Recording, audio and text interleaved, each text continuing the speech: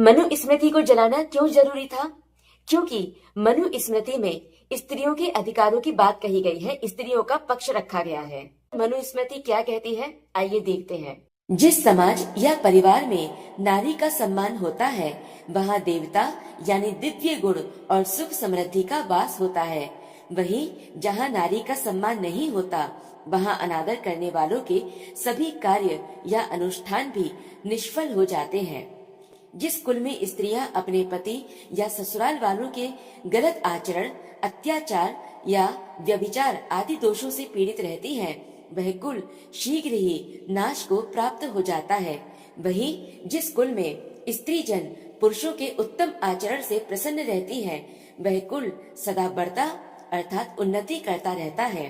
पिता, भाई, पति या देवर को अपनी पुत्री, बहन, पत्नी या भाभी को सदैव यथा योग्य मधुर भाषा, भोजन, वस्त्र, आभूषण आदि से प्रसन्न रखना चाहिए।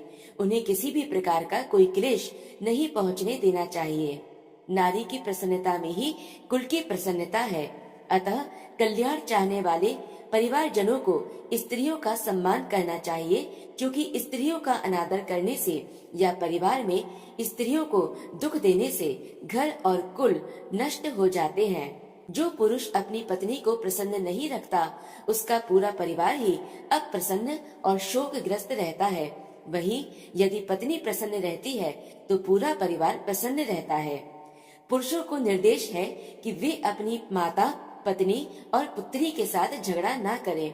इन पर मिथ्या दोषारोपण करने वालों अर्थात गलत आरोप लगाने वालों या इनके निर्दोष होते हुए भी इन्हें त्यागने वालों या पत्नी के प्रति वैवाहिक दायित्व न निभाने वालों के लिए दंड का विधान है।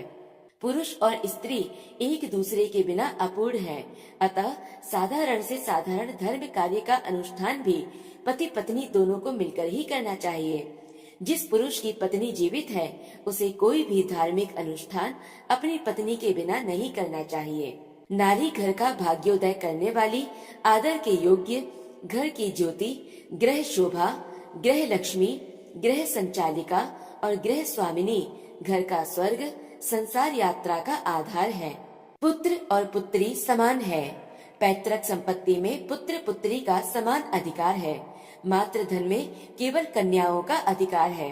स्त्रियों को अबला समझकर जो कोई भी, चाहे वह बंधु बांधव ही क्यों न हो, यदि स्त्रियों के धन पर कब्जा करता है तो उन्हें चोर सदृश अर्थात चोर के समान समझकर दंडित किए जाने का विधान है। स्त्रियों के विरुद्ध अपराधों जैसे हत्या, अपहरण, बलात्कार आदि के लिए कठोर दंड, मृत्यु दंड और देश निकाला आदि का प्रावधान है। बलात्कारियों के लिए यातनापूर्ण दंड के बाद देश निकाला का आदेश है। भाभी को माता समान, बहू को पुत्री समान और देवरानी को छोटी बहन समान बताया गया है। रामायण में भगवान श्री राम भी बाली से कहते हैं कि छोटे भाई की पत्नी, बहन, पुत्री की पत्नी और बेटी ये चारों समान है, और जो कोई भी इन्हें बुरी नजर से देखता है वह पाप करता है। कन्याओं को योग्य पति का स्वयं चुनाव करने का निर्देश है। स्वयंवर का अधिकार और स्वतंत्रता है। विधवाओं को पुनर्विवाह का अधिकार है।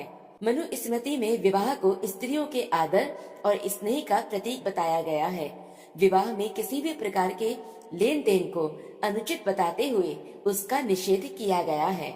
स्त्रियों के सुखी जीवन की कामना के लिए मनु का सुझाव है कि जीवन भर अविवाहित रहना श्रेयस्कर है, किंतु गुणहीन या दुष्ट पुरुष से विवाह नहीं करना चाहिए।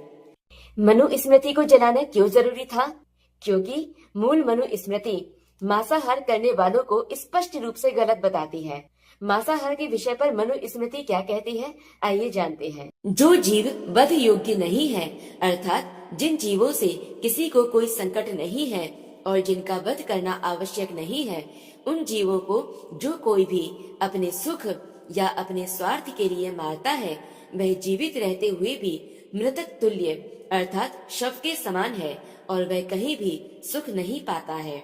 पशुओं की हत्या की अनुमति देने वाला या शस्त्र से जीवों को मारने वाला या मांस को काटने वाला या मांस को खरीदने वाला या मांस को बेचने वाला या मांस को पकाने वाला या परोसने वाला और खाने वाला, ये सभी प्रकार के जन घातक अर्थात कसाई हैं। जो मनुष्य 100 वर्षों में प्रत्येक वर्ष एक बार अश्वमेध यज्ञ करता है और जो पुरुष मांस का भक्षण बिल्कुल नहीं करता है, इन दोनों मनुष्यों के पुण्य फल समान है। जो मनुष्य किसी भी जीव को बंधन में रखने, उसका वध करने और उसे क्लेश देने की इच्छा नहीं रखता है, वह सबका हितेच्छु अर्थात सबका हित चाहने वाला है और इसलिए वह मनुष्य अनंत सुख भोगता है। इसका अर्थ है कि मनु स्मृति में जीवों के केवल वध का ही नहीं, बल्कि उन्हें बंधक बनाकर रखने या उन्हें किसी प्रकार का कोई भी कष्ट देने का भी विरोध किया गया है। जीवों पर हिंसा किए बिना मांस की प्राप्ति नहीं होती और जीवों पर हिंसा करना स्वर्ग प्राप्ति अर्थात सुख प्राप्ति में बाधक है। इसलिए मांस का भक्षण बिल्कुल भी नहीं करना चाहिए। मांस खाने के लिए मांस की उत्पत्ति, जीवों को बंधन में रखने और उन पर हिंसा जैसे कार्य किए जाते हैं। इसलिए इन बातों को ध्यान में रखकर सब प्रकार से मांस भक्षण को त्याग देना चाहिए। जो मनुष्य विधि का त्याग करके अर्थात नियमों को ठुकराकर पिशाच की तरह मांस भक्षण नहीं करता है, वह संसार में सर्वप्रिय अर्थात सबका प्रिय बन जाता है और विपत्ति के समय कष्ट नहीं पाता है। अर्थात उस व्यक्ति को संकट के समय भी कष्ट नहीं भोगना पड़ता है। अर्थात जीवों की हत्या करना या मांस भक्षण करना प्राकृतिक नियमों के विरुद्ध है और जो व्यक्ति इन नियमों के विरुद्ध न जाकर मांस का सेवन नहीं करता है, वह सबका प्रिय बन जाता है। जो पशु का मांस खाता है, वह पशु का मांस खाने वाला कहलाता है, किंतु जो मछली खाता है, वह सब प्रकार का मांस खाने वाला माना जाता है। अतः मछली सेवन से दूर रहना चाहिए। राजर्षि मनु ने मद्य, मांस, सुरा और आसव को राक्षसों और पिशाचों का भोजन बताया है और मनुष्यों का भोजन देवताओं को दी जाने वाली गोघृत अर्थात गाय का घी, अन्न, औषधि और नाना प्रकार के फल और शाकाहारी पदार्थ बताए हैं। और इस प्रकार मनु स्मृति आदि ग्रंथों में न केवल यज्ञ में बल्कि किसी भी तरह के कार्यों में पशुओं का वध घोर पाप बताया गया है। तो इसलिए लोगों के दिमाग में ये बात बिठाना बहुत जरूरी था कि मनु स्मृति लोगों के बीच में भेदभाव करती है, लेकिन वो भेदभाव किस आधार पर करती है इसका पता न चले, तो इसके लिए मनु स्मृति को जलाना और उसके उल्टे सीधे अनुवाद कराना बहुत जरूरी था। महाभारत में भीष्म पितामह भी बताते हैं कि जो 100 वर्षों तक प्रतिमास अश्वमेधी यज्ञ करता है और जो कभी मांस नहीं खाता है, इन दोनों का समान फल माना गया है। हे राजन, जो मनुष्य कभी मांस नहीं खाता, उसे संकटपूर्ण स्थानों, भयंकर दुर्गों एवं गहन वनों में, रात दिन और दोनों संध्याओं में, चौराहों पर तथा सभाओं में भी दूसरों से भय नहीं प्राप्त होता तथा यदि अपने विरुद्ध हथियार उठाए गए हो अथवा हिंसक पशु एवं सर्पों के भय सामने हो, तो भी वह मनुष्य दूसरों से नहीं डरता है। लोभ से, बुद्धि के मोह से अथवा पापियों के संसर्ग में आने से मनुष्यों की अधर्म में रुचि हो जाती है। जो पहले मांस खाता रहा हो और पीछे उसका सर्वथा परित्याग कर दे, उसको जिस पुण्य की प्राप्ति होती है, उसे संपूर्ण वेद और यज्ञ भी नहीं प्राप्त करा सकते। सुवर्ण दान, गोदान और भूमि दान करने से जो धर्म प्राप्त होता है, मांस का भक्षण न करने से उसकी अपेक्षा भी विशिष्ट धर्म की प्राप्ति होती है। हे नृपश्रेष्ठ, जैसे मनुष्य को अपने प्राण प्रिय होते हैं, उसी प्रकार समस्त प्राणियों को अपने अपने प्राण प्रिय होते हैं। जो कुटिलता और असत्य भाषण में प्रवृत्त है एवं सदा मांस भक्षण करते हैं, उन्हें राक्षस ही समझो। अर्थात मांस भक्षण करने वाले मनुष्य राक्षस कहलाते हैं। हे राजन, जो मनुष्य मांस खाने वालों के लिए पशुओं की हत्या करता है, वह मनुष्यों में अधम है। जो मनुष्य हत्या के लिए पशु लाता है, जो उसे मारने की अनुमति देता है, जो उसका वध करता है तथा जो खरीदता, बेचता, पकाता और खाता है, वे सब के सब खाने वाले ही माने जाते हैं। अर्थात वे सब खाने वाले के समान ही पाप के भागी होते हैं।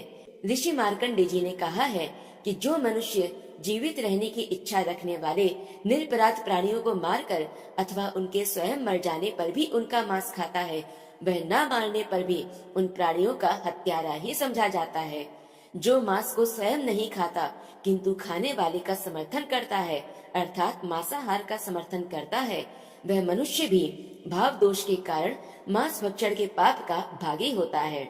जो मांस लोभी मूर्ख एवं अधम मनुष्य यज्ञ याग आदि वैदिक मार्गों के नाम पर प्राणियों की हिंसा करता है, वह नरकगामी होता है। गुरु बृहस्पति जी का कथन है कि जो मद्य व मांस का त्याग कर देता है उसे ही दान यज्ञ और तपस्या का फल प्राप्त होता है। यदि कोई भी मनुष्य मांस खाने वाला न रह जाए तो पशुओं की हिंसा करने वाला भी कोई न रहे, क्योंकि हत्यारा मनुष्य मांस खाने वालों के लिए ही पशुओं की हिंसा करता है। यदि सब लोग मांस को खाना छोड़ दें तो पशुओं की हत्या अपने आप ही बंद हो जाए। इसलिए मांस का परित्याग ही धर्म स्वर्ग और सुख का सर्वोत्तम आधार है। जो विद्वान सब जीवों को अभयदान देता है वह निस्संदेह इस संसार में प्राणदाता माना जाता है।